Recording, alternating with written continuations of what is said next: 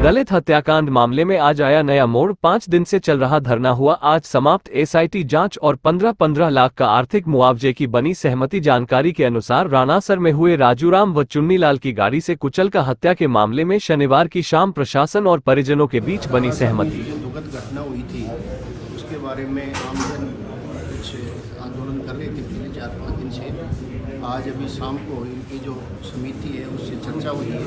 उस चर्चा के दौरान समिति है जो संघर्ष समिति बनी हुई थी, उन्होंने राज्य सरकार द्वारा जो जांच करवाई जा रही है उस पर सहमति दी है। उन्होंने सीबीआई वाली मांग को छोड़ दिया है। और इसके साथ में जहां तक जनसहयोग का विषय है, जनसहयोग में राज्य सरकार की तरफ से 18.5 लाख रुपए जो SC/ST अत्याचार निवारण नियम 1995 में मिलते हैं उनका हम इनको लाभ देंगे।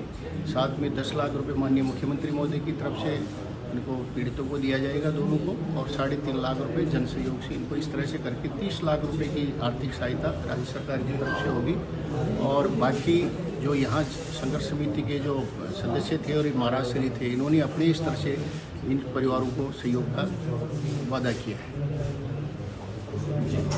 सर, एसआईटी जांच के आदेश हो गए हैं या होना बाकी है? एसआईटी के लिए मेरी एसपी साहब से बात हो रही थी, वो कह रहे हैं कि इसमें हम आगे बढ़ रहे हैं एसआईटी की जांच के लिए, और इनके एसपी साहब के सुपरविजन में ये सारी कार्रवाई।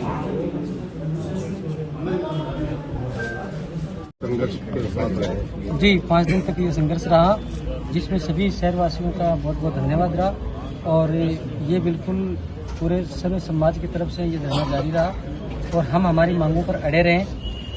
हमारी मांगें जो थी, उन्होंने एसआईटी गठित की है जो दिनेश MN सर के दिशा निर्देश पे वो एसआईटी गठित करके इनकी मामले की जांच करेंगे, और संतों का इसमें बहुत बड़ा सहयोग रहा है।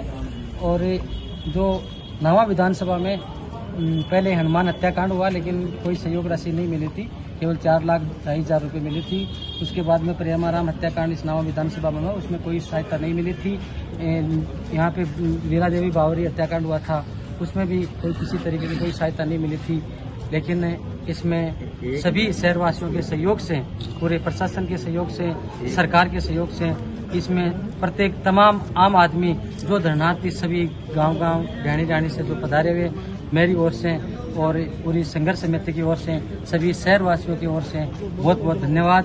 और इसी के साथ किस प्रकार से किसने की है, थोड़ा सा सहयोग राशि लगभग 1 करोड़ की रही है। 50-50 लाख रुपए रहा है, जिसमें सरकार की तरफ से 30 लाख रुपए रहा है, और 50 लाख रुपए संतों की तरफ से मिला है, और 10 लाख रुपए बीजेपी सरकार से मिला है, और 10 लाख रुपए RLB की तरफ से मिला है।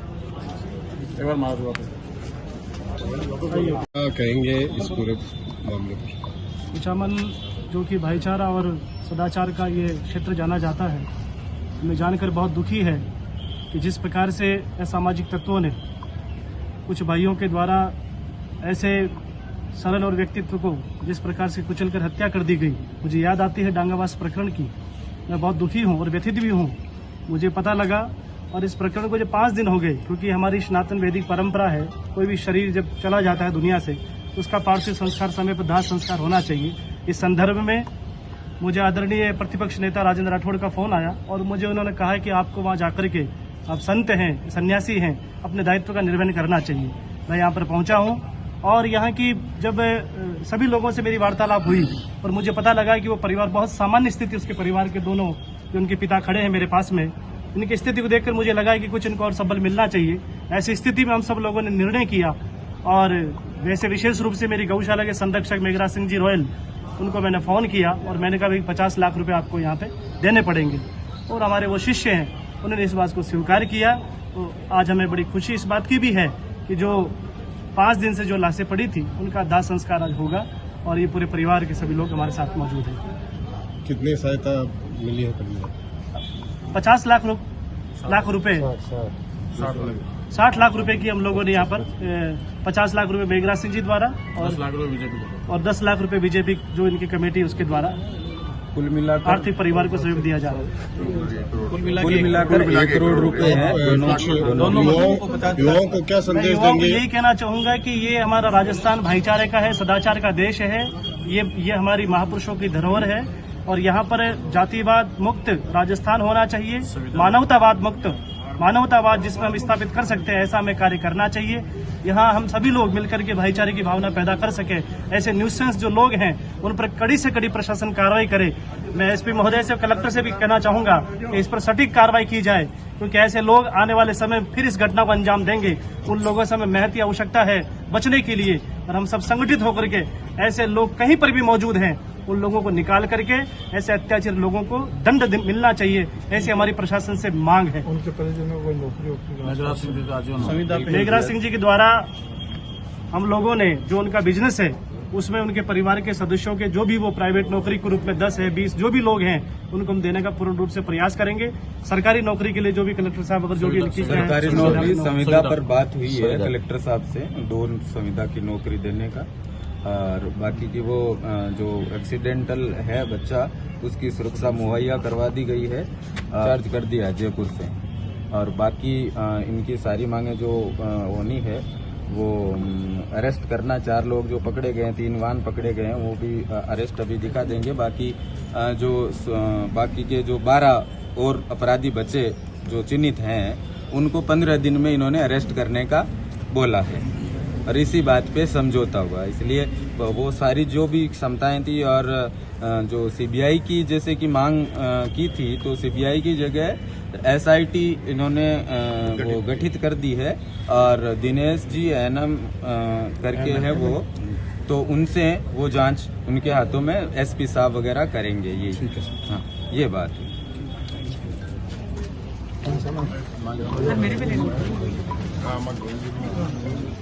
जो सीबीआई की मांग रखी थी हमने, तो परिस्थितियां जो बनी है उनको देखते हुए एसआईटी की जो अपने दिनेश जी एमएन साहब हैं उनके नेतृत्व में इसका अनुसंधान किया जाएगा। पूरा एसआईटी टीम का गठन हो चुका है। और दूसरी मांग थी जो 1-1 करोड़ की मृतकों की, तो उसमें 15 लाख रुपए सरकारी सहायता है, बाकी 5 लाख रुपए हनुमान जी बेनीवाल जी की तरफ से हैं प्रत्येक मृतक को, और 30 लाख रुपए जो हैं वो भामाशाह उनकी तरफ से। दोनों मृतकों को 50-50 लाख रुपए परिजनों को दिए गए हैं। और तीसरी जो है 4 गिरफ्तारियां हो चुकी है, 3 वाहन भी जब्त हो चुके हैं, और दूसरे जो गिरफ्तारी है बाकी है अभी, तो प्रशासन ने आश्वस्त किया है कि 15 दिन में कोर्ट गिरफ्तारी नहीं हो जाएगी सारी। चौथी मांग थी संविदा पे वो रखने की कर्मचारी, तो वो भी सरकार ने मांग दी। प्रत्येक मृतक के 1-1 परिजन को संविदा की नौकरी दी जाएगी। पंचायत स्तर पर जैसे भी प्रशासन आदेश देता है, कलेक्टर आदेश देते हैं। हाँ, पोस्टमार्टम की सहमति बन गई है। क्या सहमति बनी? जो मांगे थी, किन मांगों पे फाइनल हुआ है? जो सीबीआई की मांग रखी थी हमने, तो परिस्थितियां जो बनी है उनको देखते हुए एसआईटी की जो अपने दिनेश जी एमएन साहब हैं उनके नेतृत्व में इसका अनुसंधान किया जाएगा। पूरा एसआईटी टीम का गठन हो चुका है। और दूसरी मांग थी जो 1-1 करोड़ की मृतकों की, तो उसमें 15 लाख रुपए सरकारी सहायता है, बाकी 5 लाख रुपए हनुमान जी बेनीवाल जी की तरफ से हैं प्रत्येक मृतक को, और 30 लाख रुपए जो हैं वो भामाशाह उनकी तरफ से। दोनों मृतकों को 50-50 लाख रुपए परिजनों को दिए गए हैं। और तीसरी जो है 4 गिरफ्तारियां हो चुकी है, 3 वाहन भी जब्त हो चुके हैं, और दूसरे जो गिरफ्तारी है बाकी है अभी, तो प्रशासन ने आश्वस्त किया है कि 15 दिन में कोर्ट गिरफ्तारी नहीं हो जाएगी सारी। चौथी मांग थी संविदा पे वो रखने की कर्मचारी, तो वो भी सरकार ने मांग दी। प्रत्येक मृतक के 1-1 परिजन को संविदा की नौकरी दी जाएगी। पंचायत स्तर पर जैसे भी प्रशासन आदेश देता है, कलेक्टर साहब जैसे देते हैं आदेश। शव ले लिया आप लोग पोस्टमार्टम की सहमति बन गई। हाँ, पोस्टमार्टम की सहमति बन गई है।